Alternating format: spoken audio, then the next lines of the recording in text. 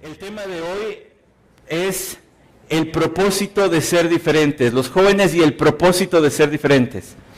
¿Por qué Dios nos hizo diferentes a hombres y a mujeres? Les quiero decir algo, yo estoy muy acostumbrado a la predicación secuencial, a irme por un texto tras el otro, pero en esta tarde voy a ir a varios textos, porque tenemos 3 puntos para abarcar en esta tarde. Primero, veremos la formación del hombre y la mujer. Ese será el primer punto. El segundo será la función del hombre y la mujer. Y el tercero será la finalidad del hombre y de la mujer.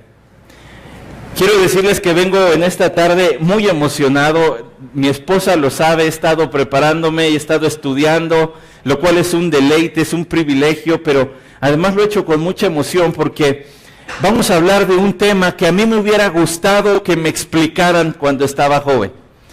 Y con eso no quiero decir que si me hubieran hablado del matrimonio estaría soltero. Quiero decir que si me hubieran hablado del matrimonio cuando era joven, no hubiera cometido tantos errores en mi matrimonio. Por la gracia de nuestro Dios, tengo 7 años casado con una bellísima mujer, en todo sentido es bella, esa mujer que está ahí de negro, a mi mano derecha en la primera fila. Pero déjenme decirles algo, no fue fácil estos 7 años. Y déjenme compartirles algo, que quizá hasta los jóvenes de mi iglesia, ahorita donde quiera que estén, porque no los localizo a todos, quizá a ellos les va a sonar extraño, porque esto nunca lo he dicho. Pero mi esposa y yo llegamos a tener crisis fuertes cuando teníamos 2 años de casados, 3 años de casados. Y por mi mente sí llegó a pasar muy seriamente la posibilidad de que se iba a acabar. Y por mi mente sí llegó a pasar muy en serio la posibilidad del divorcio. Es más, debo decir, la tentación del divorcio. No lo digo jactándome y no lo digo con gusto, lo digo con vergüenza. Pero si yo hubiera sabido lo que en esta tarde les voy a decir, que enseña la palabra de Dios, quizá hubiera sido más sencillo el camino. Me avergüenza haber llegado hasta ese punto, pero no me avergüenza haber hecho lo que hice. Una noche, después de cenar, no aguantando más y habiendo estudiado lo que la palabra de Dios enseña acerca del matrimonio, fui ante mi esposa. Estaba ella sentada en nuestro comedorcito de recién casados. Estaba ella sentada y fui y me arrodillé junto a ella y le pedí perdón. Y le pedí que me perdonara por todas las veces que la había hecho sufrir con mis actitudes o con mis palabras. Y por la obra del Espíritu Santo ella me perdonó. Y por la obra del Espíritu Santo ella también me pidió disculpas. Y hemos estudiado juntos lo que dice la Biblia acerca del matrimonio, lo que dice acerca de las relaciones hombre y mujer, y eso ha cambiado nuestro matrimonio. No hace mucho estábamos platicando con una pareja de casados que están pasando por problemas muy severos, y ella nos preguntaba, ¿y qué hicieron ustedes? Pues no somos expertos. Y yo no vengo en esta tarde como un experto, pero sí vengo a decirles, lo único que pudo cambiar y salvar nuestro matrimonio es tratar de seguir las instrucciones de Dios para él. Así que ustedes ya ven que vengo con un enfoque muy dirigido al matrimonio y sé que estoy hablando a la gran mayoría de solteros aquí, pero es que este es el mensaje que tienes que escuchar hoy. Hoy que todavía tal vez ni tienes novia o novio. Hoy que a lo mejor estás todavía pensando, pues no sé, estoy en la secundaria, ¿por qué me hablan de matrimonio? No te atrevas a despreciar lo que vamos a decir hoy, no por el mensajero, sino por el mensaje, por la palabra de Dios. Porque yo hice eso muchas veces. Y cuando había reunión de jóvenes y se hablaba del matrimonio, yo decía, ay, bueno, pues a mí no me van a hablar hoy.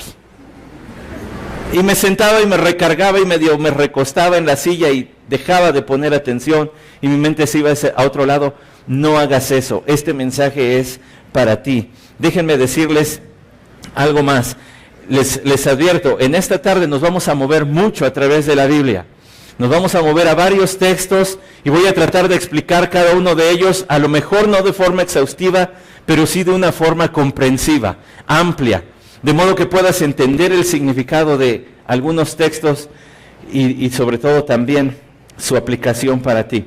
Dijimos que nuestro primer punto va a ser la formación. En esta tarde vamos a ver cómo glorificar a Dios funcionando complementariamente en el matrimonio.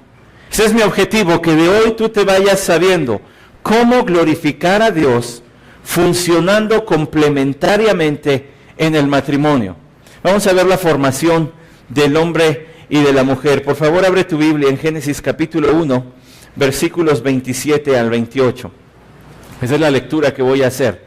Génesis capítulo 1, versículos 27 al 28. Si ya todos lo tienen y si tienen la Biblia, la Reina Valera 60, esa versión de la Biblia, les pido que me sigan en la lectura. Es más, que me acompañen allí en su lugar. Génesis 1, 27 al 28 dice así: y creó Dios al hombre a su imagen. Si tienes la Reina Valera 60, me puedes acompañar también leyendo en tu lugar. Dice: y creó Dios al hombre a su imagen de Dios lo creó, varón y hembra los creó. Y los bendijo Dios y les dijo: fructificad y multiplicaos, llenad la tierra y sojuzgadla, y señoread en los peces del mar, en las aves de los cielos y en todas las bestias que se mueven sobre la tierra. Primero quiero que veamos este aspecto de la formación del hombre y de la mujer. Y en estos versículos hay dos aspectos que son relevantes. Primero quiero que notes que tanto hombre como mujer, dice, fueron creados a la imagen de Dios. En un momento vamos a ir al capítulo 2, donde se habla específicamente de la formación del hombre con más detalle y después de la formación de la mujer. Pero aquí hay dos aspectos que comparten hombre y mujer, y eso es la imagen misma de Dios. ¿Qué es tener la imagen de Dios?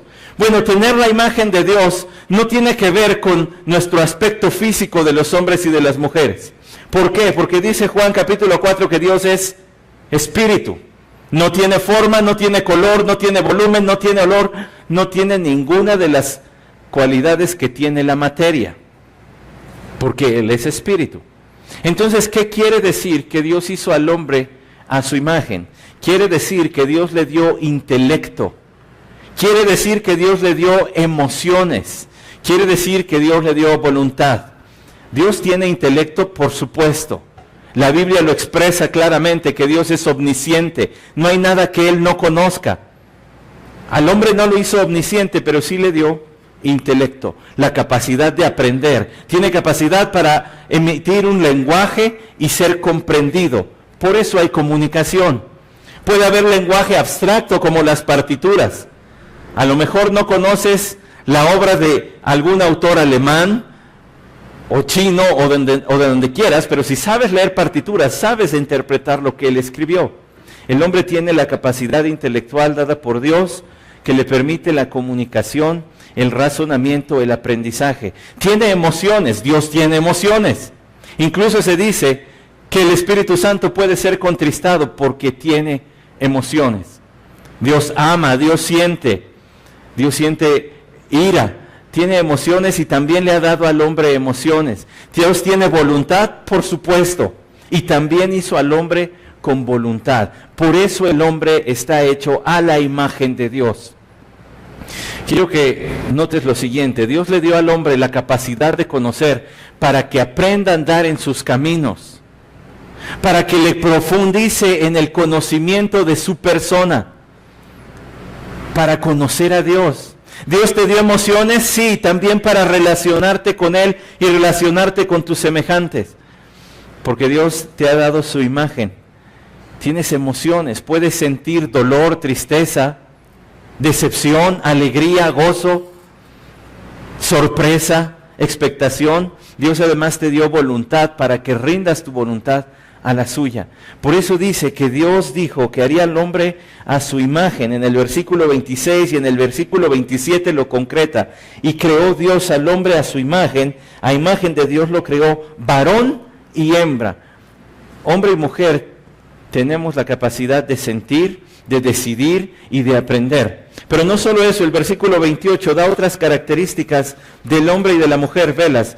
Y los bendijo Dios y les dijo, fructificad y multiplicaos, llenad la tierra y sojuzgadla. Un momento. Fructificad y multiplicaos se refiere ¿a qué? A tener hijos, ¿no? Descendencia. Bueno, si se refiere a tener hijos y descendencia, aquí hay una relación de complemento entre hombre y mujer. Eso no se puede hacer entre dos personas del mismo sexo, y nuestra sociedad hoy permite el matrimonio entre personas del mismo sexo, pero déjame decirte, ante los ojos de Dios eso no es un matrimonio. Eso no es bendecido por Dios. Es más, se debería sugerir en primera instancia el divorcio de personas homosexuales y no que continúen en esa relación, porque tal relación es una abominación contra Dios. Eso lo puedes leer en el libro de Levítico. Pero Dios hizo al hombre y a la mujer complementarios. Aparato reproductor femenino, aparato reproductor masculino, se necesitan el uno y el otro para que haya descendencia. Dios les dijo, fructificad y multiplicaos. Y luego dice, llenad la tierra y sojuzgadla y señoread. Esas dos palabras, sojuzgadla y señoread, quieren decir que Dios le dio al hombre la capacidad de aprovechar su medio ambiente. Y también le dio al hombre la capacidad de gobernar sobre el medio ambiente. No de enseñorearse en la forma de explotación irresponsable, sino de tener cuidado, de sacar el máximo provecho de la creación. Ahora, cuando piensas en sacar el máximo provecho de la creación, no solamente puedes pensar en hacer banquitos o mesas de madera. La tecnología es parte de la explotación, o bueno, del aprovechamiento, mejor dicho, que el hombre hace de la creación. Lo que comes es parte del aprovechamiento que hacemos de la creación.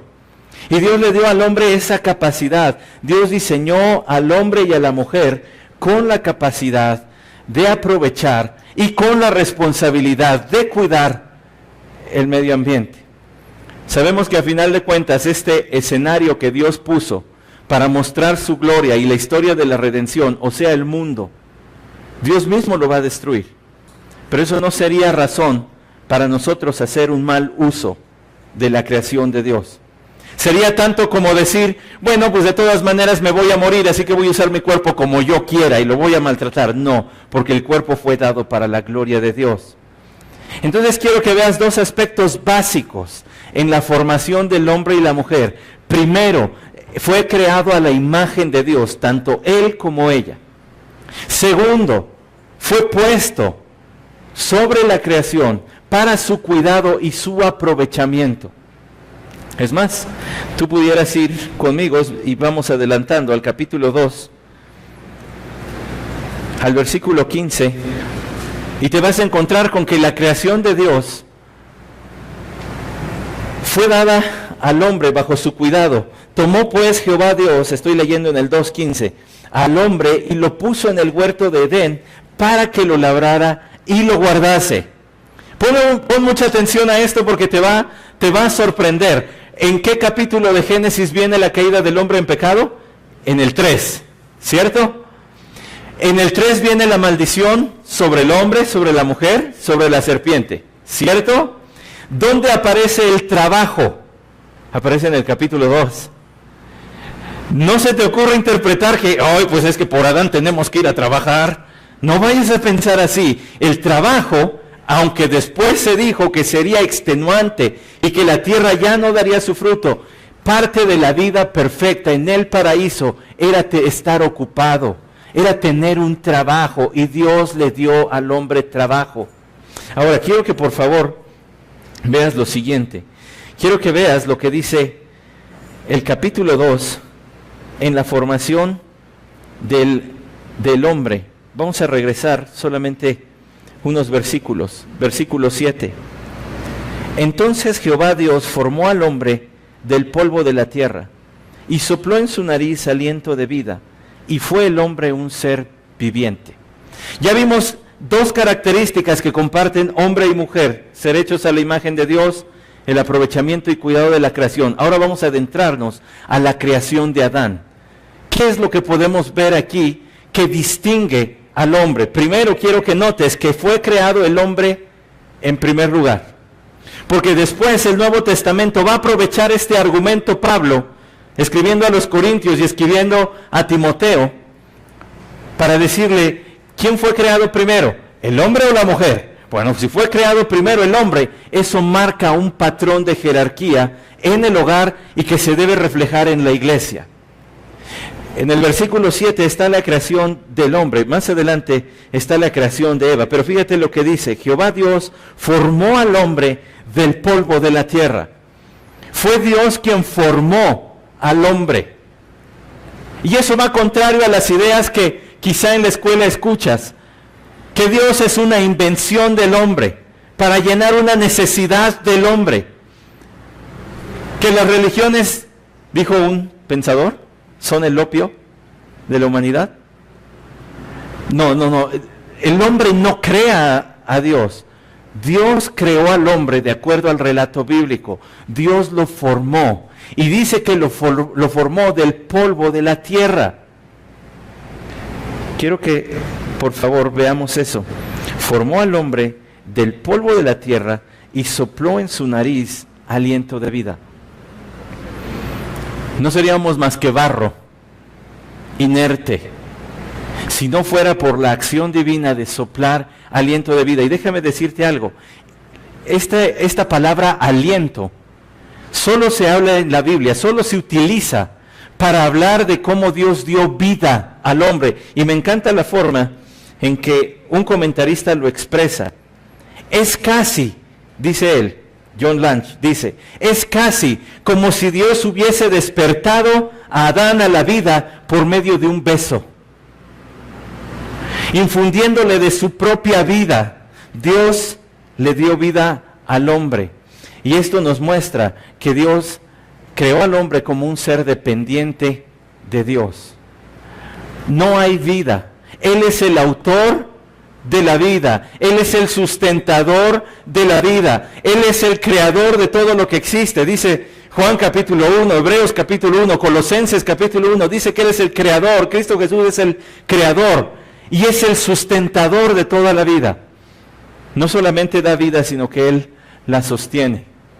Pues aquí tú ves que el hombre fue creado y fue creado como una criatura dependiente de Dios. El hombre no fue creado por otra cosa, no fue creado por el Big Bang, no fue creado por la evolución, fue creado por Dios. Y eso habla de una jerarquía para el hogar, para la iglesia, pero también habla de dependencia. Habla de dependencia. El hombre fue creado por Dios, para Dios. El hombre fue creado para reflejar la gloria de Dios, y eso lo vamos a ver un poco más adelante. Quiero que sigas en este capítulo 2 y que vayas al versículo, por favor, versículo 19.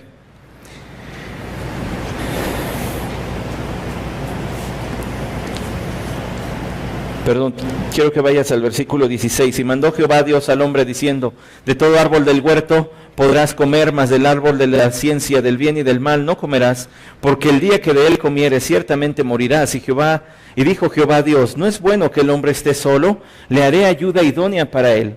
Jehová Dios formó pues de la tierra toda bestia del campo y toda ave de los cielos, y las trajo a Adán para que viese cómo las había de llamar. Y todo lo que Adán llamó a los animales vivientes, ese es su nombre. Y puso Adán nombre a toda bestia y ave de los cielos y a todo ganado del campo, mas para Adán no se halló ayuda idónea para él. Entonces Jehová Dios hizo caer sueño profundo sobre Adán, y mientras éste dormía, tomó una de sus costillas y cerró la carne en su lugar, y de la costilla que Jehová Dios tomó del hombre, hizo una mujer y la trajo al hombre. Dijo entonces Adán, esto es ahora hueso de mis huesos y carne de mi carne. Esta será llamada varona, porque del varón fue tomada. Por tanto dejará el hombre a su padre y a su madre, y se unirá a su mujer, y serán una sola carne. Y estaban ambos desnudos, Adán y su mujer, y no se avergonzaban. Dios le da la instrucción al hombre, la prohibición de qué árbol no debe comer, del árbol del conocimiento del bien y del mal. Pero luego dice que fue Dios quien notó que el hombre no estaba completo. Te digas que no fue iniciativa del hombre, No puso Dios un buzón de sugerencias para Adán y le dijo, bueno, Adán, aquí escribes con qué ideas crees que podrías ser más feliz en este sitio que he preparado para ti. Fue Dios quien determinó lo que este hombre necesita. En el versículo 18 dice, no es bueno que este hombre esté solo, le haré ayuda idónea. ¿Sabes que la palabra lo que está ahí traducido como ayuda idónea quiere decir uno que lo vea de frente?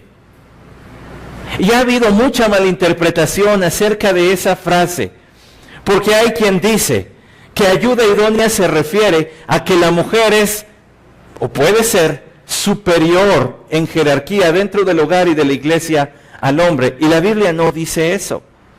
Cuando habla de una ayuda idónea y de uno que ve de frente, que se para frente al otro, está hablando de una ayuda de un igual. Ahora, si es igual, ¿cómo puede haber jerarquía? Bueno, puede haber jerarquía entre iguales. Y te lo voy a explicar con un ejemplo. Cristo Jesús es coeterno con Dios, cosustancial con Dios. Eso quiere decir, tiene los mismos atributos de Dios, pero Él se sujetó, dice la Escritura, se hizo obediente hasta la muerte, y muerte de cruz. Siendo igual a Dios, se subordinó. Y el Espíritu Santo también. Dijo Jesús, yo les enviaré al Espíritu. Y el Espíritu da gloria al Hijo y se subordina. Son iguales, son coeternos, son consustanciales, pero se subordina el uno al otro. En lo que los teólogos dicen, la economía de Dios. La subordinación de una persona de la Trinidad a la otra. Pues bueno, Dios le hizo una ayuda idónea a Adán. Una que fuera igual a él. ¿Igual en qué sentido? Bueno, los hombres y mujeres tenemos diferencias obvias. Saltan a la vista. No solamente físicas, sino también emocionales, mentales. Pero uno que fuera igual porque compartía, ¿qué les dije? ¿Qué compartían hombre y mujer? La imagen de Dios y el aprovechamiento y el cuidado de la creación. Así que Dios le hace una ayuda a Adán. Dice aquí el versículo 19, Jehová Dios formó de toda la tierra, y esto lo sabes, Dios le trajo a todos los animales, y este es el segundo trabajo de Adán, registrado antes de la caída, así que no hay pretexto para pararte a trabajar, aunque sea 5 de mayo, el lunes. Dice que Dios le formó a todos los animales, y esto no es un paréntesis que distrae del punto principal. El punto principal aquí es la creación de una ayuda que sea igual a Adán. No distrae, sino que lo centra y dice, de todos los animales no se vio una ayuda idónea para Adán. Yo que sé qué animales hayan pasado en ese momento, pero si el elefante pasó don Elefante con doña Elefanta. Pasó el pato con doña Pata. Pasó el chango con su changa.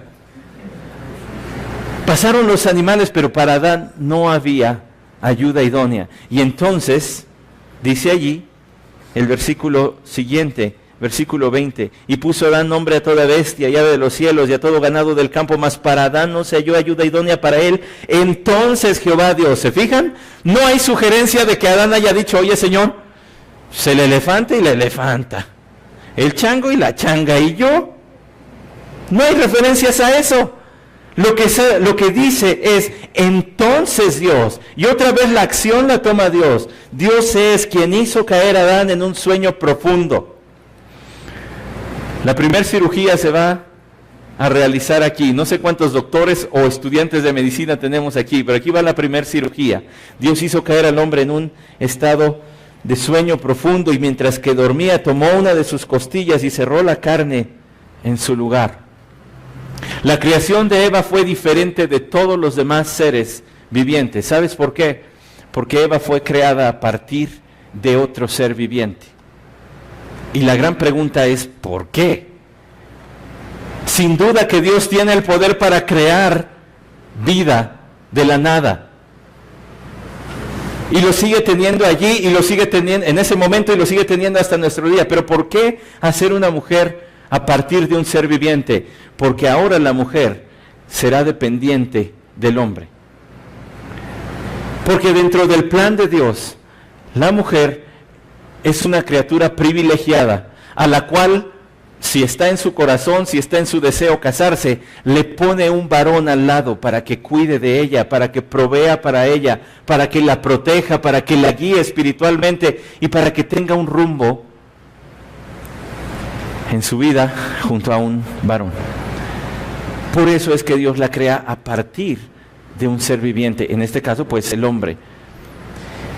Dice aquí además, versículo 23.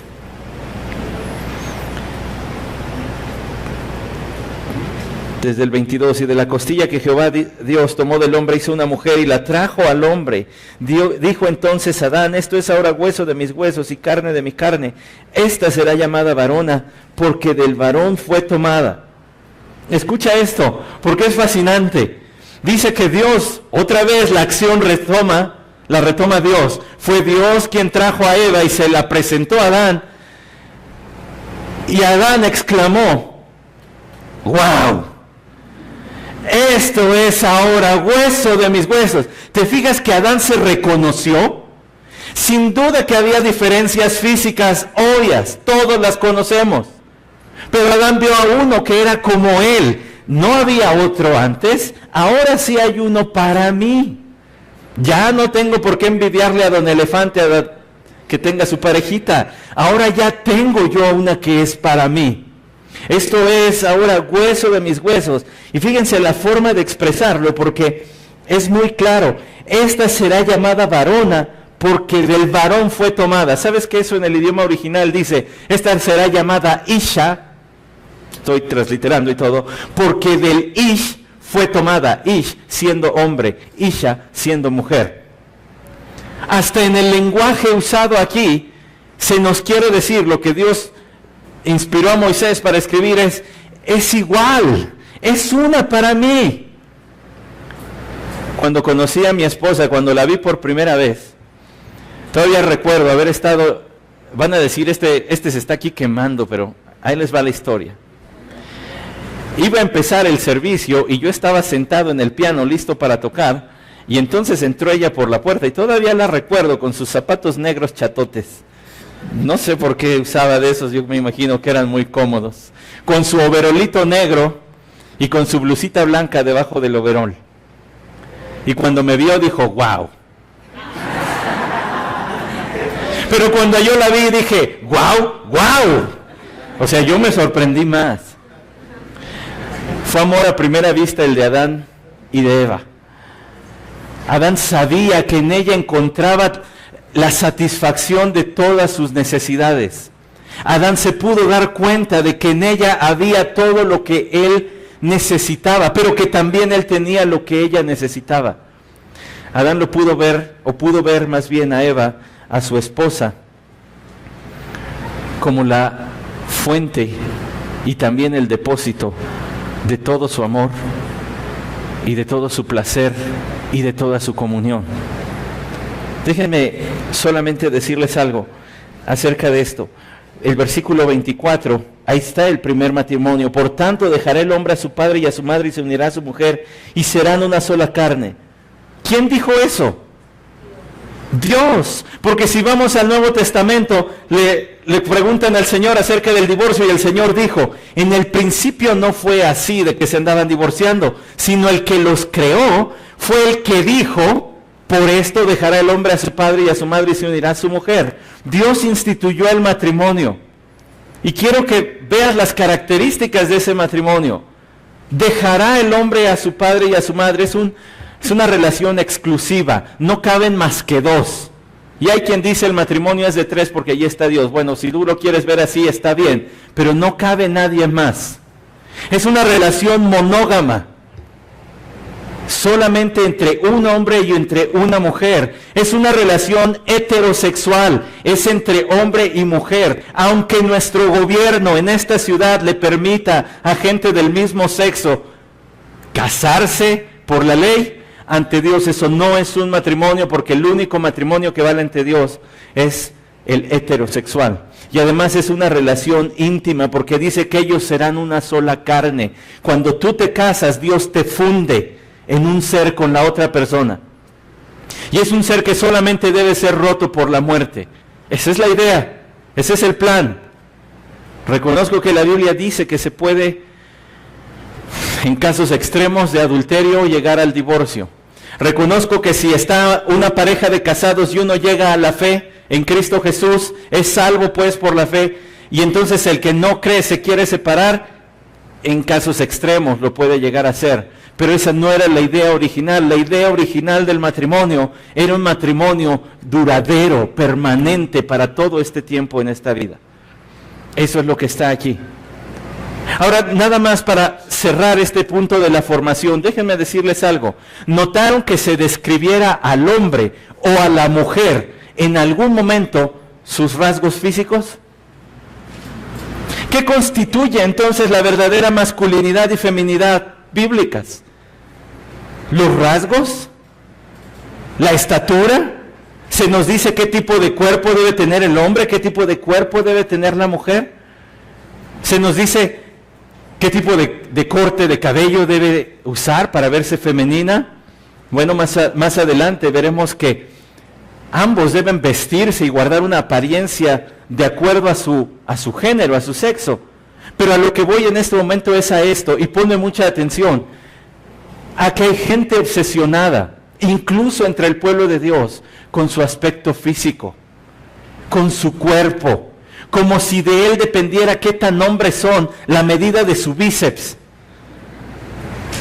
o como si la medida de la cintura dijera si eres verdaderamente una mujer o no. Eso no es la verdadera feminidad bíblica. Eso no es. La verdadera feminidad está en las funciones que cumples según tu género y en el carácter cristiano y como hijo de Dios que tienes según tu género también. Por eso es que no se nos dice, seguramente Adán ha de haber sido un hombre muy hermoso.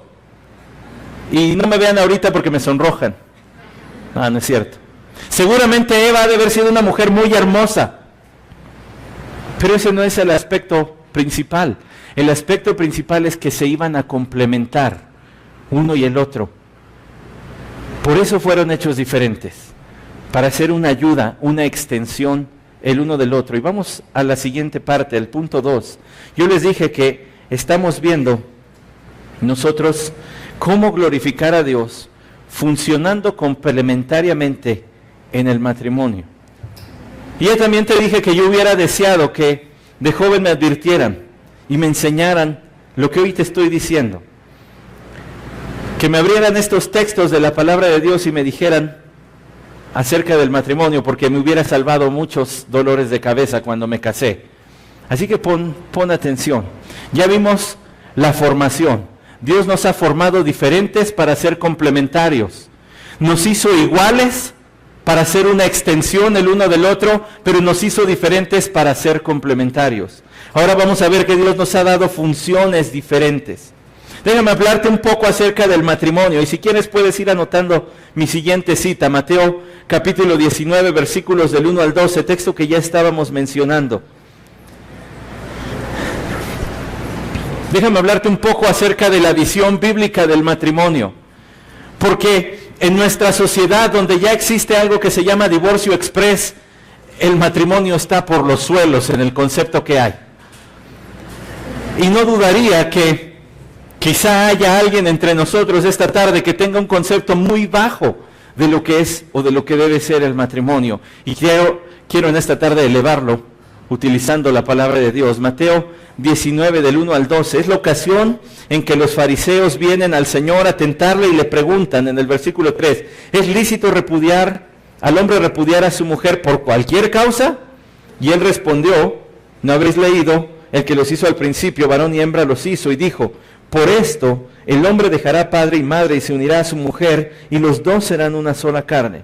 Nota que en las palabras del Señor, hablando del matrimonio, siempre habla de hombre y mujer. En la Biblia no es inconcebible el concepto de matrimonio homosexual. Versículo 5, y dijo, por esto dejará el hombre a padre y madre y se unirá a su mujer, y los dos serán una sola carne. Así que ya no son más dos, sino una sola carne. Por tanto, lo que Dios juntó, no los separe el hombre. Esa es la idea original. Ese es el plan de Dios. ¿Sabe que el Señor ahora dice acerca de Moisés, de la concesión que él da, que él dio más bien? Vean lo que dice el versículo 7. Le dijeron, ¿por qué pues mandó Moisés dar carta de divorcio y repudiarla? Él les dijo, por la dureza de vuestro corazón, Moisés os permitió repudiar a vuestras mujeres, mas al principio no fue así. ¿Qué era lo que pasaba? ¿Por qué Moisés concedió el divorcio? Y noten eso, concedió. Porque en la dureza del corazón de muchos hombres lo que estaba sucediendo es que hombres casados acusaban a sus mujeres de adulterio para que fueran apedreadas y entonces se pudieran casar con otra mujer. Por eso le dice el Señor, es por la dureza de su corazón. Ese no era el plan, pero no iban a estar matando mujeres inocentes nada más porque ustedes no controlan sus pasiones. Por eso Moisés lo concedió, por la dureza de su corazón. Versículo 9, yo os digo que cualquiera que repudia a su mujer, lo que ya mencioné hace rato, salvo por causa de fornicación y se casa con otra, adultera, y el que se casa con la repudiada, adultera. Escuchen el versículo 10, le dijeron sus discípulos, los más cercanos a Jesús, si así es la condición del hombre con su mujer, no conviene casarse. Entendieron el mensaje. El matrimonio, según el plan de Dios, es permanente durante esta vida. Y a lo mejor si tú entiendes el mensaje de esta tarde, terminas a esa conclusión. No, pues si es como dijo el hermano Santi, mejor ahí muere. Pues tal vez. No estoy aquí para desanimarte, pero sí para hablarte de qué es lo que Dios espera de ti como hombre o como mujer. En el plan de Dios, el matrimonio es algo permanente para esta vida. Y el Señor les dice en el versículo 11, entonces Él les dijo, no todos sois capaces de recibir esto, sino aquello a quienes les es dado. Pues hay eunucos que nacieron así del vientre de su madre, y hay eunucos que son hechos eunucos por los hombres, y hay eunucos que a sí mismos se hicieron eunucos por causa del reino de los cielos. El que sea capaz de recibir esto, que lo reciba. Hay gente que nace sin el deseo de casarse, dice el Señor, pues está bien. Hay otros eunucos, ustedes saben, siervos de los reyes que eran castrados. Y dice, bueno, pues esos ya los hicieron los hombres. Y hay otros que por causa del reino se hacen eunucos. ¿Como quién? Como Pablo. Pablo dijo, yo prefiero estar soltero, así puedo seguir sirviendo al Señor libremente. 1 Corintios capítulo 7.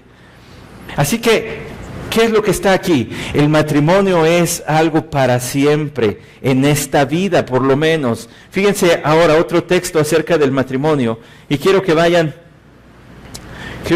ahora a lo que dice el Señor a través de su siervo Pablo en 1 Corintios capítulo 7, versículos 12 al 16. ¿Recuerdan? ¿Para cuándo es el matrimonio? ¿Para esta vida o para la que sigue? Pues le preguntaron al Señor, le quisieron poner una trampa. Hubo un hombre que se casó y luego se murió y su esposa quedó viuda sin hijos. Y vinieron todos sus demás hermanos, se casaron y también murieron. Y nadie le dio hijos. Una historia por demás absurda. Y le dicen, ¿de quién va a ser esposa en el reino de los cielos? Y el Señor, ¿qué contestó? Se equivocan porque ignoran las escrituras. En los cielos, en el reino de los cielos, ni se casarán ni se darán en matrimonio. El matrimonio es solo para esta vida. Es permanente, pero solo para esta vida. Y si ya estás en 1 Corintios 7, ve lo que dice. Y a los demás yo digo, no el Señor, si algún hermano tiene mujer que no sea creyente y ella consiente en vivir con él, no la abandone. Y si una mujer tiene marido que no sea creyente y él consiente en vivir con ella, no lo abandone. Porque el marido incrédulo es santificado en la mujer y la mujer incrédula en el marido. Pues de otra manera vuestros hijos serían inmundos, mientras que ahora son santos. Pero si el incrédulo se separa, sepárese. Un momento ahí. Nos vamos, y es que es el punto aquí, hacia el divorcio. La causa de divorcio es que si el incrédulo no quiere vivir, sí. Pero te fijaste que dice, si llegaste a la fe en Cristo siendo casado y tu cónyuge no tiene problema con eso, no te separes. Porque en la idea de Dios el matrimonio es permanente. Porque puede que por tu testimonio, como dice 1 Pedro capítulo 3 del 1 al 6, puedas llegar a ser un testimonio para salvación de él, de ella. No te separes. Mateo 22, del 23 al 33, puedes apuntar la cita, solamente voy a leer el texto que ya estaba mencionando. El versículo 30, Mateo 22, 30 dice, porque en la resurrección ni se casarán, ni se darán en casamiento, sino serán como los ángeles de Dios en el cielo. No se van a separar, pero no se van a casar. El matrimonio es para ahorita. ¿Por qué para ahorita? Bueno, te cito otro texto. Yo les dije, nos íbamos a mover.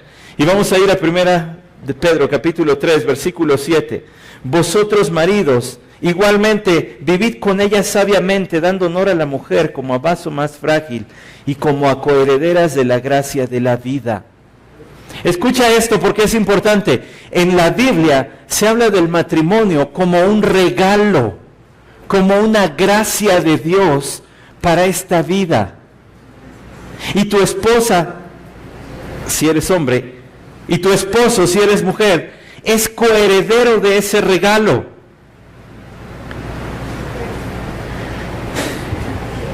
El 25 de noviembre del año 2006, yo recibí de Dios un regalo junto con mi esposa.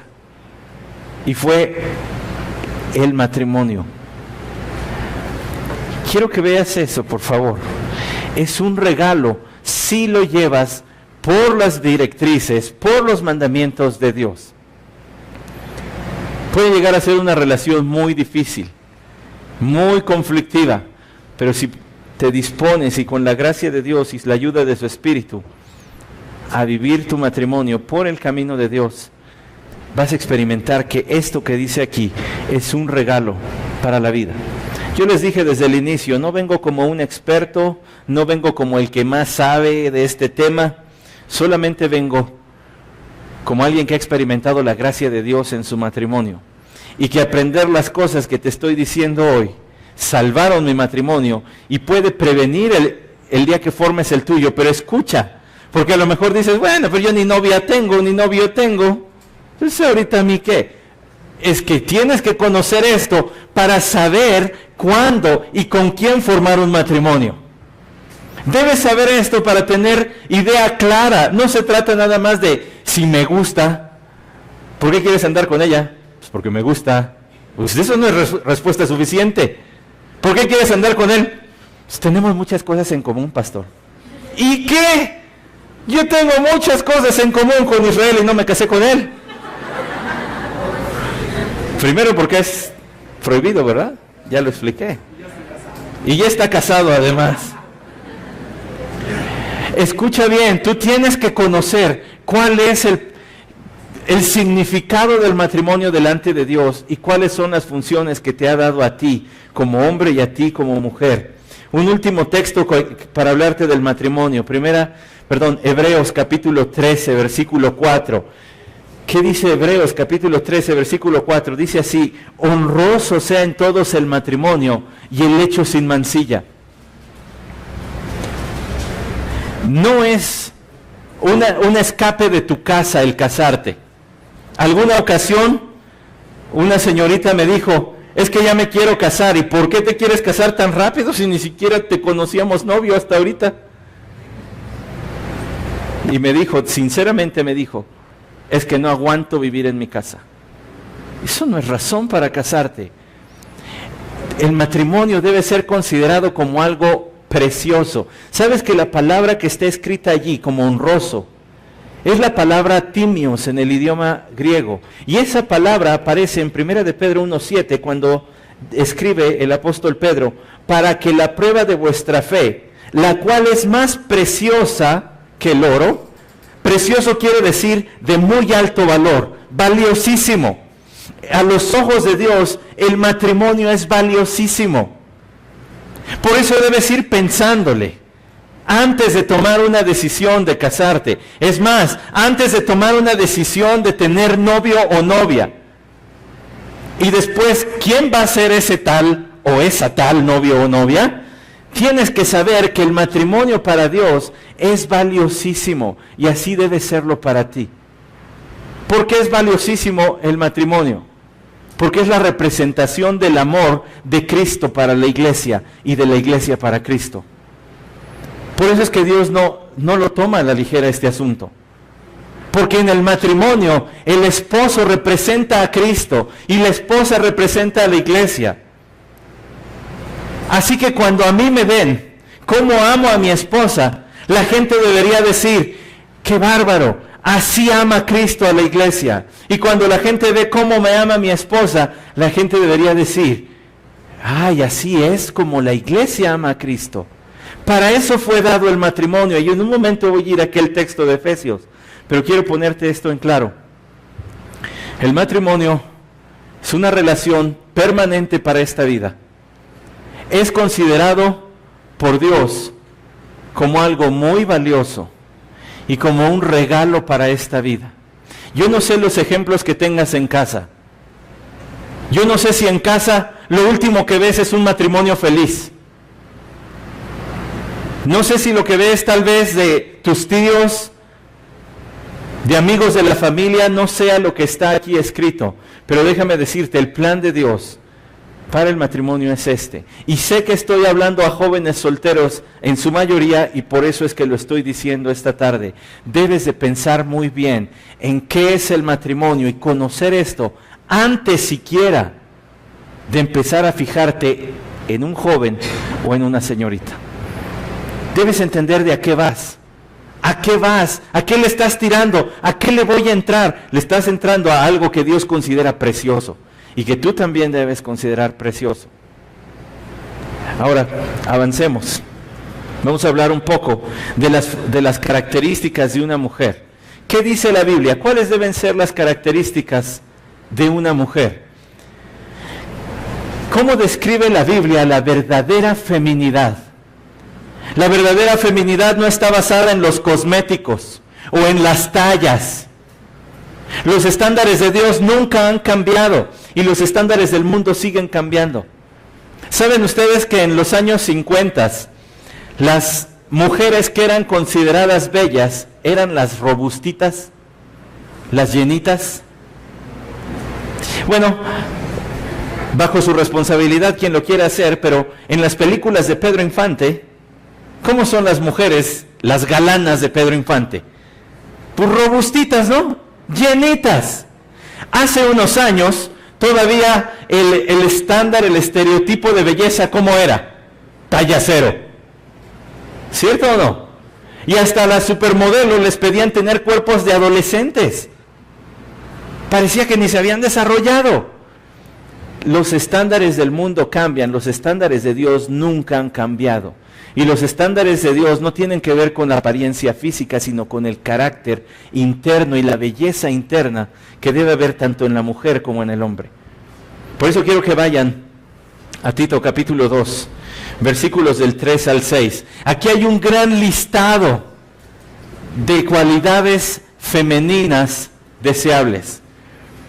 Dice las ancianas, y van a decir las mujeres, oh, ya nos dijo viejitas. No, se está refiriendo a las mujeres adultas. Este debe ser tu propósito, llegar a ser una mujer adulta como la que se describe aquí. Las ancianas deben ser reverentes en su porte, no calumniadoras, no esclavas del vino, maestras del bien, que enseñen a las mujeres jóvenes a amar a sus maridos y a sus hijos, a ser prudentes, castas, cuidadosas de su casa, buenas, sujetas a sus maridos, para que la palabra de Dios no sea blasfemada. Escuchen ahora lo que dice el apóstol Pablo a Tito. ¿Saben ustedes que Tito ministraba en Creta, en la isla de Creta? Y siendo un pastor muy joven, Pablo le tuvo que escribir esta carta llena de instrucciones muy específicas para el pastorado. Estas tienen que ver con que en Creta había un movimiento que era, digamos que era el abuelito de la liberación femenina. En Creta había un movimiento que se le llamaba la mujer libre.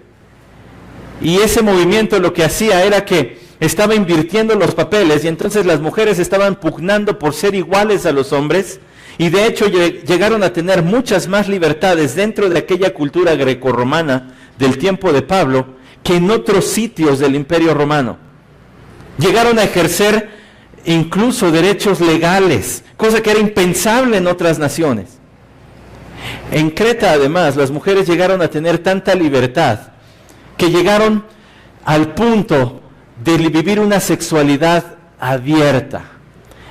Es decir, no era mal visto que las mujeres tuvieran esclavos con el solo propósito de tener relaciones sexuales. A ese grado habían caído las mujeres ya en Creta.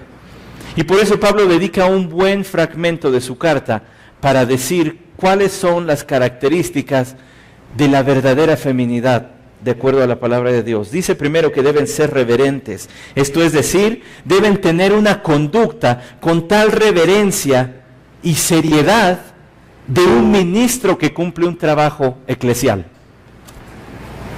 Es decir, no deben andar de, pues permítanme decirlo como a veces se dice, no deben andar de locas.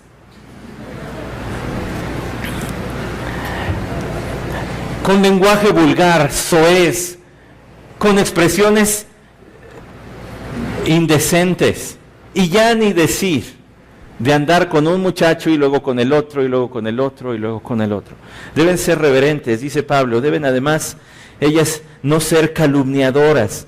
Eso literalmente quiere decir que no deben andar hablando mal de nadie. Tristemente nuestra sociedad se asocia mucho a las mujeres con el chisme, ¿o no? Yo no sé por qué, a mí no me diga. La otra vez vi una imagen en internet que decía, así se ve el Facebook de una mujer con 40 solicitudes de amistad, 25 mensajes y no sé cuántas notificaciones, y así se ve el de un hombre, 0 en todo. Pues yo no sé si es verdad o no, pero Pablo les dice, no sean calumniadoras. Además les dice, no sean esclavas de mucho vino. Es decir, deben ser gente controlada. No deben sucumbir a sus pasiones, cualquiera que éstas sean. ¿Saben que para emborracharse en tiempos bíblicos se necesitaba ingerir mucho alcohol? Muchísimo vino, porque la cantidad de alcohol que tenía era mínima. Entonces para emborracharse literalmente había que pasarse el día pegado a la jarra, pegado a la botella, pues. Eso habla de falta de control, y por eso Pablo dice que deben tener control de sí mismas. Además, este texto dice que enseñen, dice que deben ser modelos a seguir, que enseñen lo bueno. Es decir, que enseñen buenas costumbres a las mujeres más jóvenes. Mujeres jóvenes, espero que estén tomando nota, porque aquí se está hablando, ¿qué te hace, de acuerdo a Dios, una verdadera mujer? No es la ropa que vistes solamente, aunque debe haber rasgos distintivos. No debes andarte vistiendo como hombre, eso desde el Antiguo Testamento el Señor lo condenaba. Primero los Corintios capítulo 11 también dice que no debes dar la apariencia de ser del otro sexo, pero no es lo corto de la falda lo que te hace mujer, o lo escotado de la blusa lo que te hace ser mujer. Lo que te hace ser mujer es ser la mujer que Dios dice en su palabra. Debe ser una mujer que enseña lo bueno. Dice además que enseñan a los jóvenes a que amen a sus maridos. Qué mandamiento tan extraño, ¿no? ¿Cómo están casadas y no aman a sus maridos? Bueno, primero no se acuerdan que en aquel tiempo muchos matrimonios eran arreglados, para empezar. Así que dale gracias a Dios de que eres mexicana en el siglo XXI, porque si no estarías a la merced de lo que te hayan agarrado tus padres por allí.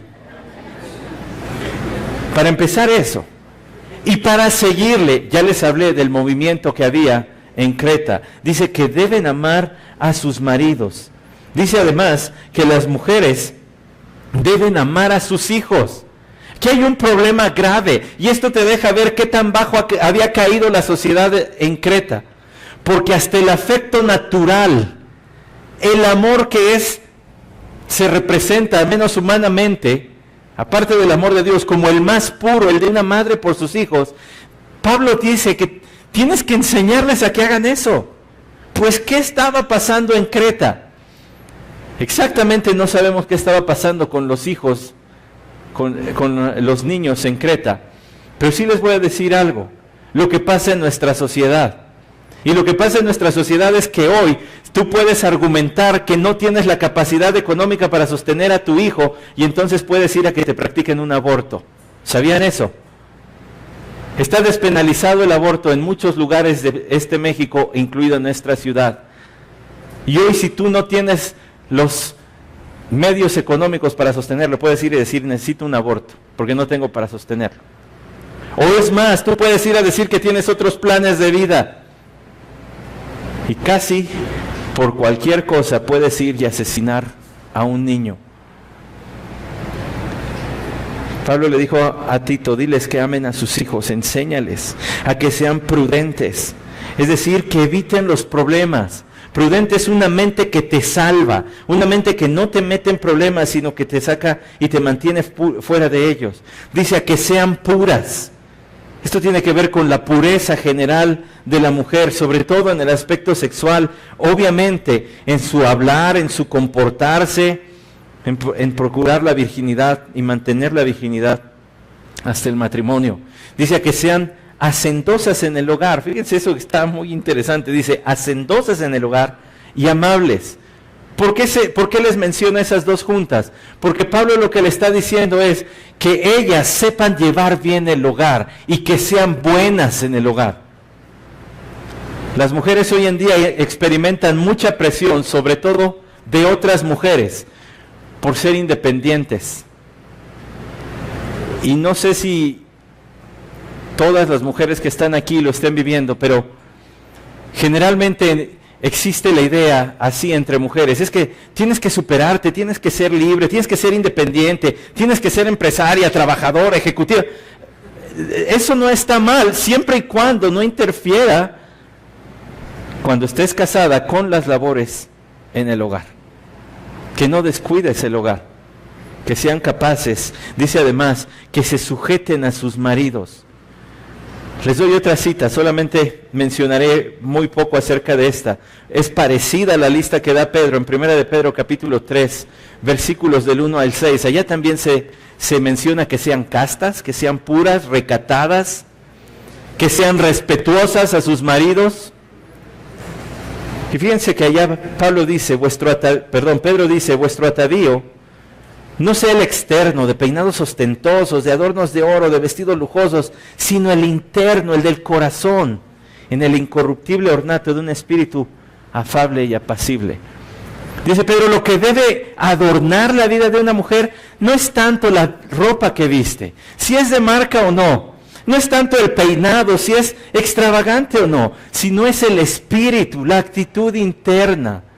Un espíritu afable, apacible. Dice, además, Pedro, pues así se ataviaban las mujeres en el pasado. Y con ese espíritu se sujetaban. Por ejemplo, Sara se sujetaba a Abraham, dice Pedro en ese texto. ¿Por qué? Porque confiaban en Dios. Porque confiaban en Dios. Ahora ya hablamos bastante de las mujeres. Y hablé a las mujeres esperando que los hombres hayan puesto atención para decir qué tengo que buscar en una mujer. Va más allá de si me gusta su sonrisa, si tiene bonitos ojos. Ya viste la descripción. Ahora déjenme hablar un poco, acercándonos al final de nuestro tiempo, déjenme hablar un poco de lo que se debe buscar o de cómo dice la Biblia debe ser un hombre. Primero quiero que vayan, por favor, a la carta de Pedro, también en el capítulo 3, en el versículo 7.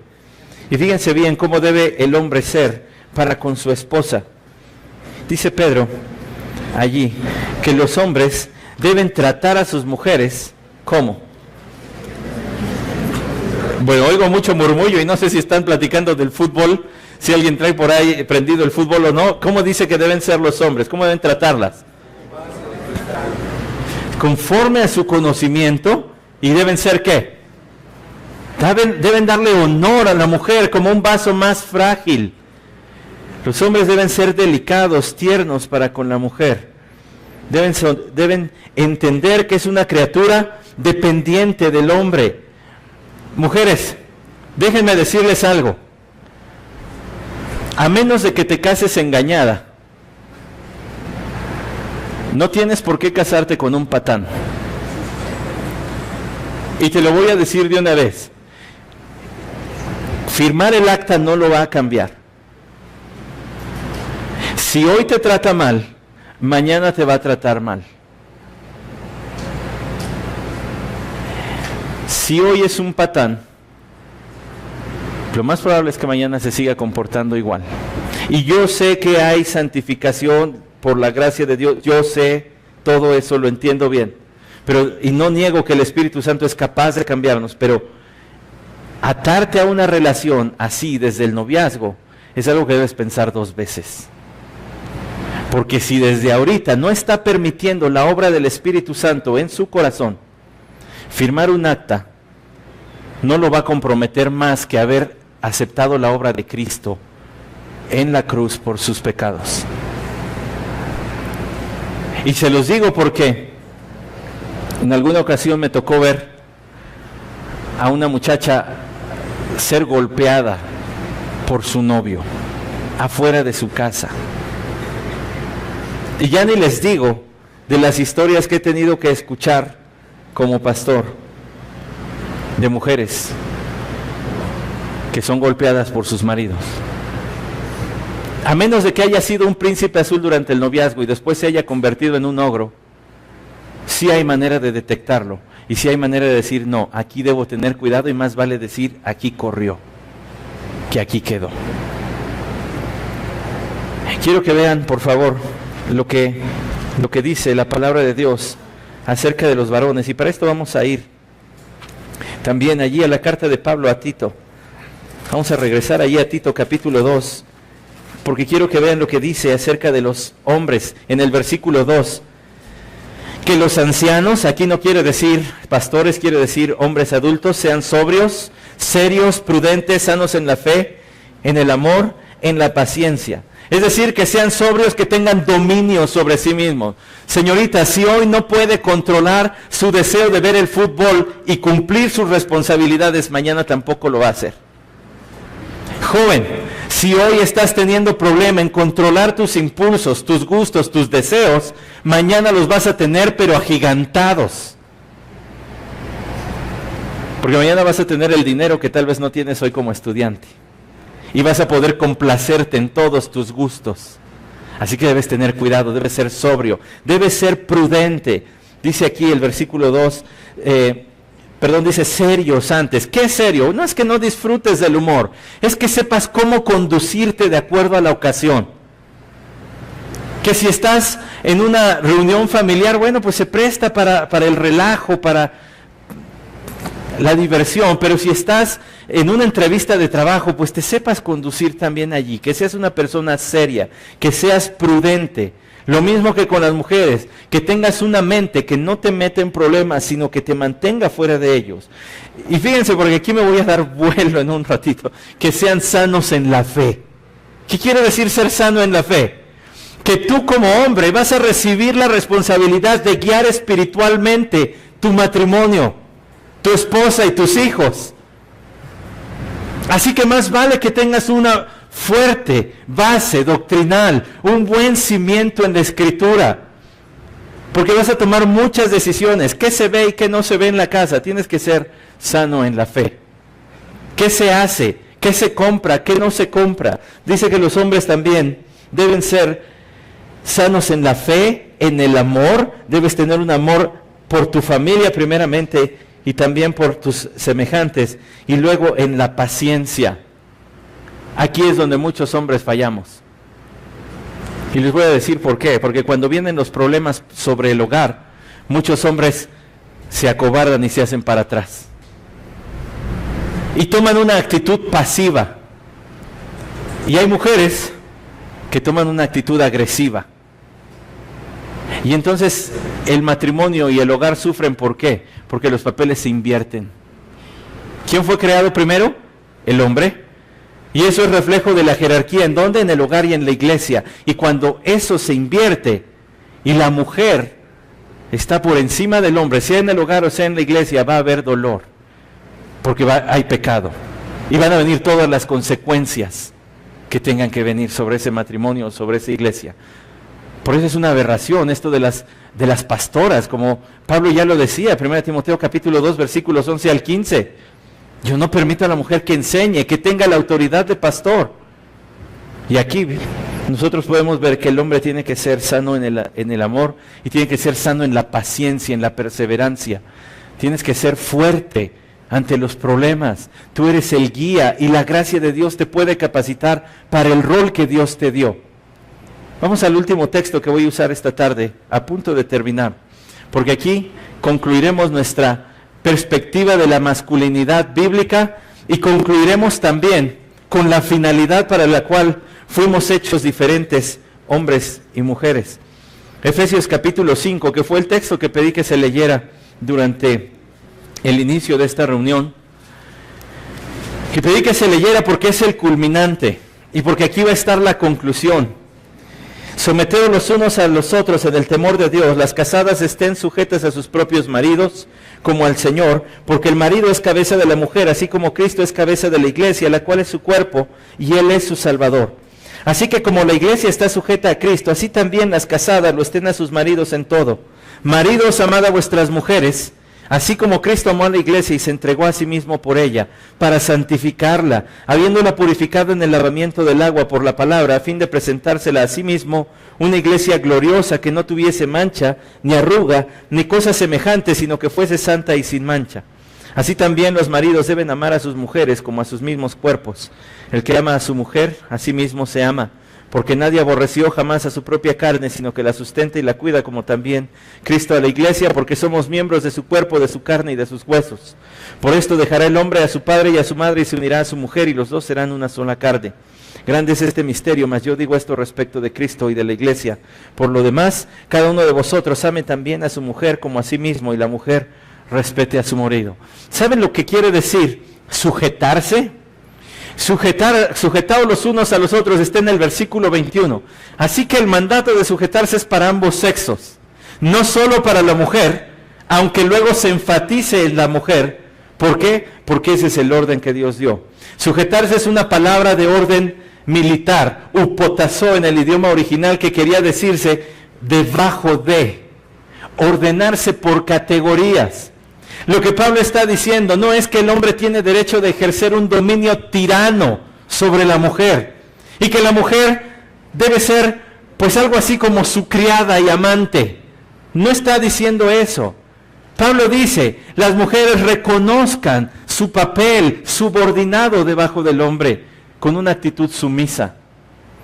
El Señor me proveyó de una ilustración tremenda para esta tarde. Salí con mi esposa y estábamos sentados junto a lo que me pareció a mí que era una de estas mujeres llamadas pastoras, o que se hacen llamar pastoras, y tenía una pareja, a un matrimonio ahí. Yo no quería escuchar porque no ando de chismoso, pero ellos estaban hablando muy fuerte, y por lo que entendí, traían problemas allí de sospechas de infidelidades de él. El varón quiso pues responder un poco argumentando que no era infiel, sino que pues la mujer estaba viendo cosas de más, y la señora esta le dijo, tú te callas, escuchamos a tu mujer primero. De verdad que se ve antinatural. Cuando tú comprendes el plan de Dios, eso se ve fuera de lo normal, no es lo adecuado. Y más porque se comportaba como consejera, así que yo intuyo que era de esas mujeres que se dicen pastoras.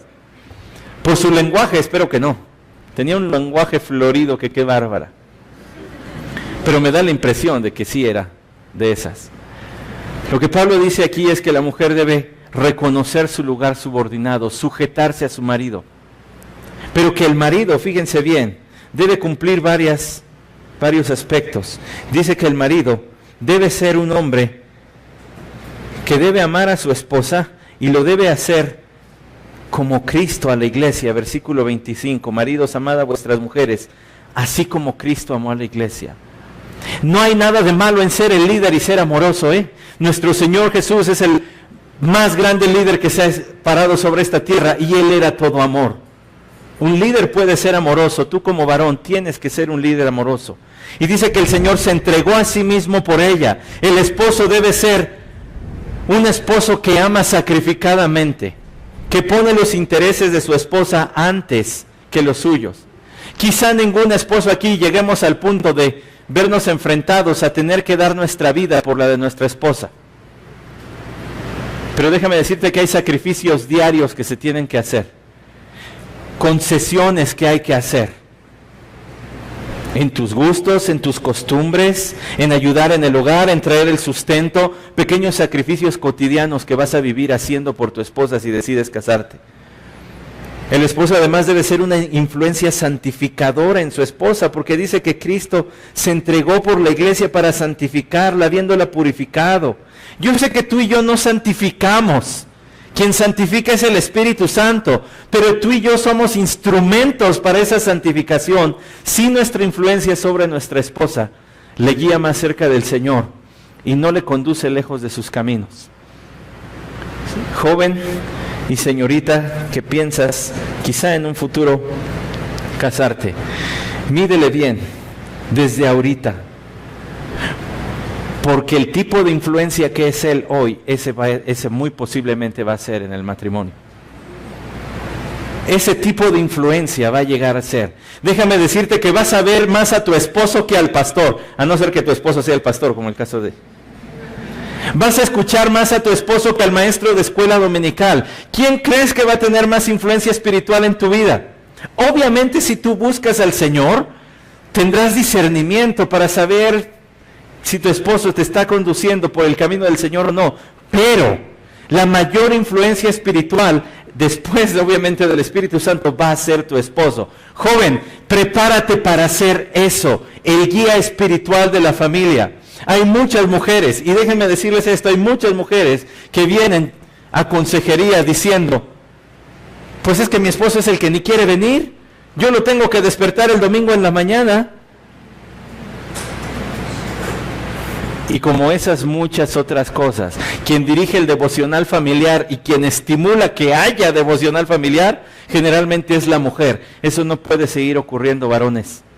Ustedes son los responsables del crecimiento espiritual de su esposa. Versículo 28. Un esposo debe ser cuidadoso con su esposa. ¿Cómo? Pues dice Pablo, y ya lo leímos, así como cuidas tu cuerpo, debes cuidar a tu esposa, porque ahora ella es una extensión tuya. Así como tú cuidas tu cuerpo, nadie aborrece su cuerpo, lo cuidas, lo sustentas. Así Cristo con su iglesia. Un esposo, déjenme decirles, no debe ser un amargado. Y es muy triste que haya familias donde todo el mundo le tiene miedo al papá. Hasta el perro. El perro sale a saludar a todos moviendo la cola, menos cuando llegue el Señor. Allí sí a correr. Bueno, tal vez lo del perro es exagerado, pero hay muchos que tienen miedo de su padre o de su esposo. Colosenses capítulo 3, versículos 18 19 dice, maridos, amad a vuestras mujeres y no seáis ásperos con ellas. ¿No? ¿Saben que la palabra áspero ahí quiere decir amargado? No la conduzcas a la amargura. No estés de criticón. No estés recriminándole todo, pidiéndole que la casa esté... No seas amargado con ella.